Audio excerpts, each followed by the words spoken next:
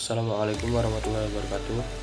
Perkenalkan, nama saya Muhammad Gebru Putra Kinata dengan NIM 06021382227095. Saya dari Prodi Pendidikan Bahasa dan Sastra Indonesia.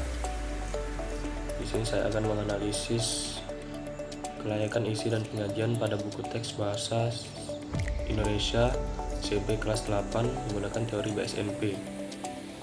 Sebelumnya yang terhormat Ibu Dr. Zahra Alwi MPD, Ibu Ernalida SPD MHum PhD, dan Ibu Walidatun Nuzula MPD selaku dosen pengampu mata kuliah telaah kurikulum dan buku teks. Yang pertama, identitas buku. Judul buku yang saya analisis yaitu Bahasa Indonesia untuk SMP kelas 8 Kurikulum Merdeka. Pengarang Maya Guspitri Lestari dan Eli Delbia. Edisi pertama Kurikulum 2021 atau Kurikulum Merdeka. Jenjang SMP atau MTS. Jumlah halaman 204 halaman. Penerbit Pusat Kurikulum dan Pembukuan. Kategori buku sekolah penggerak. Pengumpulan data dalam analisis ini dilakukan dengan metode dokumentasi. Metode dokumentasi dilakukan adalah dengan mengkaji sejumlah data yang berkaitan dengan topik penelitian. Dokumentasi ini dikumpulkan dengan membaca sekilas, menganalisis, memfoto, sehingga buku Bahasa Indonesia SMP kelas 8 ini mendapatkan informasi yang diteliti dengan baik agar penelitian ini akurat dan terjamin. Lanjut hasil dan pembahasan. Yang pertama, kelayakan isi. Kelayakan isi terdiri dari 3 aspek. Yang pertama, kesesuaian uraian materi dengan kompetisi inti atau KI dan kompetisi dasar atau KD yang terdapat dalam kurikulum mata pelajaran yang bersangkutan. Yang kedua, keakuratan materi. Dan yang ketiga, materi mendukung pembelajaran. Yang pertama, kesesuaian uraian materi dengan KI dan KD yang terdapat dalam kurikulum mata pelajaran yang bersangkutan. Adapun terdiri dari 3, yaitu kelengkapan materi, keluasan materi, dan kedalaman materi. Yang pertama, kelengkapan materi. Kelengkapan materi pada buku teks Bahasa Indonesia kelas 8 Kurikulum Merdeka ini sudah cukup memenuhi syarat. Pada daftar isi terdapat 6 bab yang setiap babnya diisi dengan aspek kebahasaan seperti menulis dan membaca. Materi disusun secara sistematis dan terstruktur dengan penjelasan yang jelas untuk pemahaman siswa terhadap berbagai konsep bahasa, ejaan, serta jenis dan struktur teks. Topik dan jenis teks beragam dilengkapi dengan teks hasil observasi, pembuatan iklan, slogan, dan poster, menulis artikel ilmiah populer, mengulas karya fiksi, menciptakan puisi, serta penulisan pidato. Yang kedua, keluasan materi. Keluasan materi pada buku ini mencakup artikel-artikel, penggunaan kata dalam KBBI yang benar, latihan-latihan, diskusi kelompok, kegiatan membaca dan menentukan topik dan gagasan utama, kegiatan menyimak, menyimpulkan materi yang dibahas, serta menulis atau praktik dari materi yang dibahas. Dan yang terakhir, kedalaman materi. Berdasarkan analisis saya, kedalaman materi pada buku teks Bahasa Indonesia kelas 8 ini sangat baik. Ditinjau dari struktur buku, materi setiap bab sangat rinci dengan berbagai bahasan materi. Tingkat kesulitan dalam satu bab ditingkatkan dari sederhana secara sampai tingkat yang kompleks. Soal dan latihan diurutkan dari pemahaman dasar hingga pemahaman yang lebih mendalam. Terdapat kata jelajah kata pada setiap bab untuk memperluas dan memperdalam wawasan kata dan kalimat seorang siswa. Selanjutnya, kelayakan isi pada keakuratan materi. Yang pertama, konsep dan teori sesuai sistematika keilmuan. Berdasar hasil analisis saya, konsep dan teori sudah sesuai dengan sistematika keilmuan. Hal ini dapat dilihat dari struktur buku berdasarkan kurikulum Merdeka yang saat ini diterapkan di Indonesia. Kurikulum Merdeka sangat fleksibilitas, dilengkapi dengan ketepatan materi dengan standar kompetensi, sehingga kurikulum Merdeka memberikan kebebasan lebih besar dalam merancang pembelajaran yang relevan dan kontekstual bagi siswa. Yang kedua, pemilihan contoh. Contoh pada buku teks sudah sesuai, dapat dilihat pada halaman 9, memberikan contoh topik dan gagasan utama. Diperlihatkan pada teks dengan judul sepeda, berikut dijelaskan dengan petunjuk untuk membedakan mana gagasan utama dan topik. Yang ketiga, ada pemilihan wacana, teks, gambar, dan ilustrasi. Wacana, teks, gambar, dan ilustrasi yang disajikan harus mendukung pemahaman mengenai materi yang dipaparkan. Misalnya pada materi pidato berikut.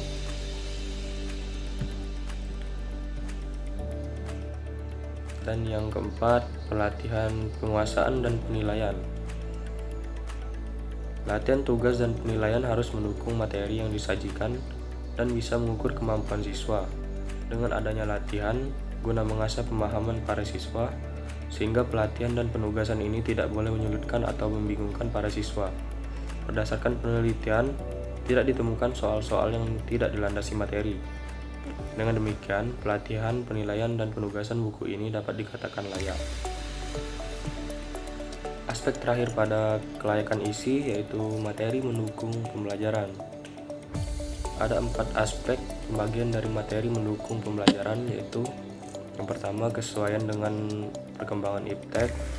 Yang kedua, kesesuaian fitur dan contoh rujukan.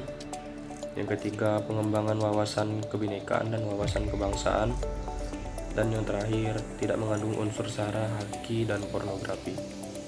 Yang pertama, kesesuaian dengan perkembangan iptek. Kesesuaian dengan perkembangan ilmu pengetahuan dan teknologi terdiri dari materi yang disajikan melalui wacana, teks, gambar, dan ilustrasi yang baru atau menyesuaikan dengan teknologi saat ini.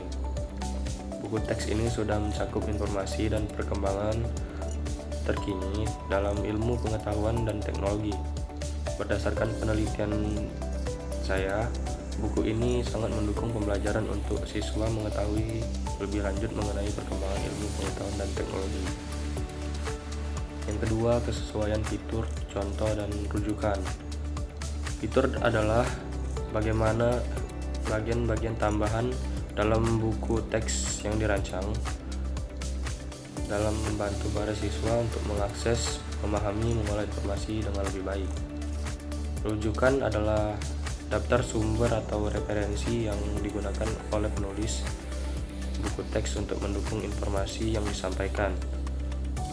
Contoh adalah bagian dari buku teks yang menampilkan aplikasi atau ilustrasi dari konsep-konsep yang diajarkan. Buku teks ini memiliki kesesuaian dengan kurikulumnya. Contoh dan rujukan yang dimuat juga mendukung siswa untuk mengetahui perkembangan informasi terkini dan sesuai dengan materi yang disajikan. Yang ketiga, pengembangan wawasan kebinekaan dan wawasan kebangsaan. Berdasarkan penelitian saya, buku ini mengembangkan wawasan kebinekaan dan wawasan kebangsaan.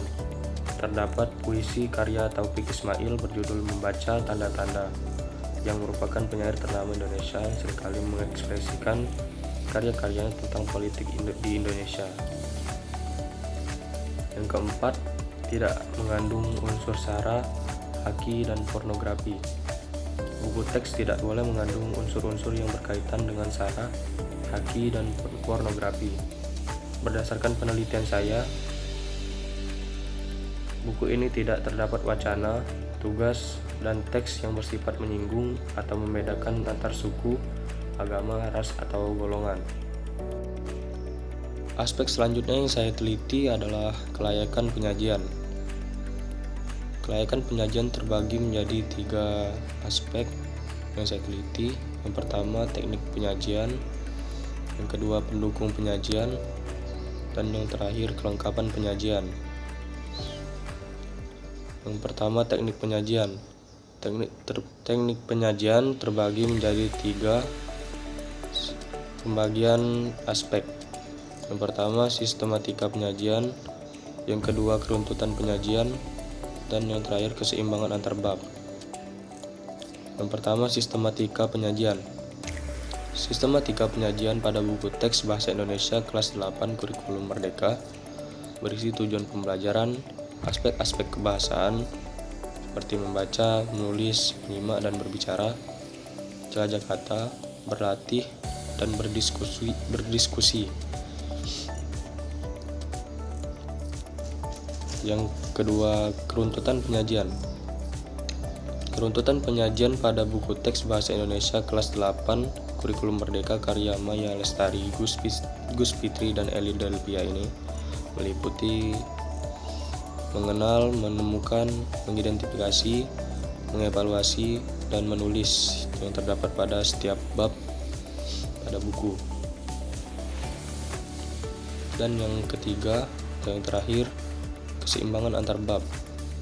Keseimbangan antar bab buku teks Bahasa Indonesia kelas 8 Kurikulum Merdeka karya Maya Lestari, Gus Fitri, dan Eli Delpia ini berkisar 22 sampai 34 halaman. Pada bab pertama terdapat 33 halaman, pada bab kedua terdapat 29 halaman, pada bab ketiga terdapat 22 halaman, pada bab keempat terdapat 26 halaman, bab kelima terdapat 25 halaman, dan bab 6 terdapat 34 halaman. Selanjutnya, aspek kedua, pendukung penyajian. Berdasarkan analisis saya, pada buku teks Bahasa Indonesia kelas 8 Kurikulum Merdeka karya Maya Lestari, Gus Fitri, dan Eli Delpia ini terdapat beberapa pendukung penyajian, yaitu meliputi daftar isi, glosarium, daftar pustaka, dan indeks. Pada daftar isi berisi informasi bagian halaman seluruh isi buku agar mempermudah siswa mengetahui materi yang akan dibaca. Pada bagian ini, glosarium adalah pendukung penyajian yang berfungsi sebagai kamus kecil untuk memperjelas siswa yang kurang pengetahuannya tentang kata-kata atau kalimat.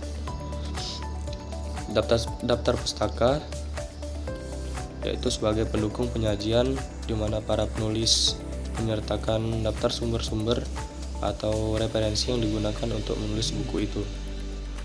Ini termasuk buku, jurnal, artikel, situs web, atau sumber lain yang memberikan informasi atau data yang mendukung materi yang disajikan di dalam buku teks. Selanjutnya, indeks. Terdapat indeks yang berisi daftar alfabetis yang berisi informasi, istilah, nama, atau konsep yang disertakan dalam buku beserta nomor halaman di mana istilah atau konsep tersebut dapat ditentukan. Tujuan utama dari indeks adalah memudahkan pembaca untuk mengetahui informasi tertentu secara cepat dalam buku. Dan yang terakhir, kelengkapan penyajian.